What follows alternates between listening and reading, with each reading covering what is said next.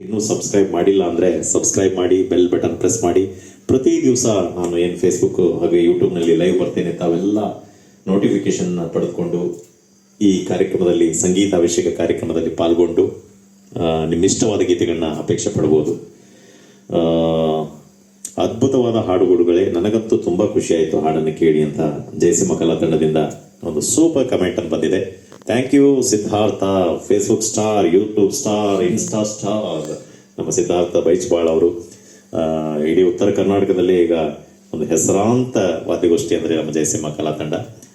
ಅದರ ನೇತೃತ್ವವನ್ನು ಅತ್ಯಂತ ಸಮರ್ಥವಾಗಿ ಬಳಸಿಕೊಂಡು ಕಾರ್ಯಕ್ರಮವನ್ನು ಯಶಸ್ವಿಯಾಗಿ ಎಲ್ಲೆಡೆ ನೀಡ್ತಾ ಬಂದಿರುವಂತಹ ಅಸಂಖ್ಯಾತ ಅಭಿಮಾನಿಗಳನ್ನ ಹೊಂದಿರುವಂತಹ ಸಿದ್ಧಾರ್ಥ ಬೈಚ್ಬಾಳ್ ಹಾಗೂ ಅವರ ಇಡೀ ತಂಡಕ್ಕೆ ನಾನು ಶುಭಾಶಯಗಳನ್ನು ಹೇಳಿಕ್ಕೆ ಬಯಸ್ತಾ ಇದ್ದೀನಿ. ಹಾಗೆ ಒಂದು ವಿಶೇಷ ಮಾಹಿತಿ ಅಂತಂದರೆ, ಬರುವ ಆಗಸ್ಟ್ 17ನೇ ತಾರೀಕಿಗೆ ವಿಜಯಪುರದ ರಂಗಮಂದಿರದಲ್ಲಿ, ಹನುಮಂತರಾಯ ರಂಗಮಂದಿರದಲ್ಲಿ ಜೂನಿಯರ್ ವಿಷ್ಣುವರ್ಧನ್ ಅವರು ಬರ್ತಾ ಇದ್ದಾರೆ.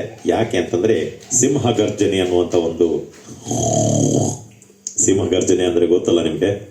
ಆ ಗರ್ಜನೆಯಲ್ಲಿ ಅಪ್ಪಾಜಿ ವಿಷ್ಣುವರ್ಧನ್ ಅಪ್ಪಾಜಿಯವರ 75ನೇ ಅಮೃತ ಮಹೋತ್ಸವದ ಸಂದರ್ಭದಲ್ಲಿ ಒಂದು ವಿಶಿಷ್ಟವಾದ ಕಾರ್ಯಕ್ರಮ ಸಿಂಹ ಗರ್ಜನೆಯನ್ನು ಮಾಡ್ತಾ ಇದ್ದಾರೆ. ಸುಮಾರು 4 ಗಂಟೆಗಳ ಅವಧಿಯ ಒಂದು ಸಂಗೀತ ಕಾರ್ಯಕ್ರಮ.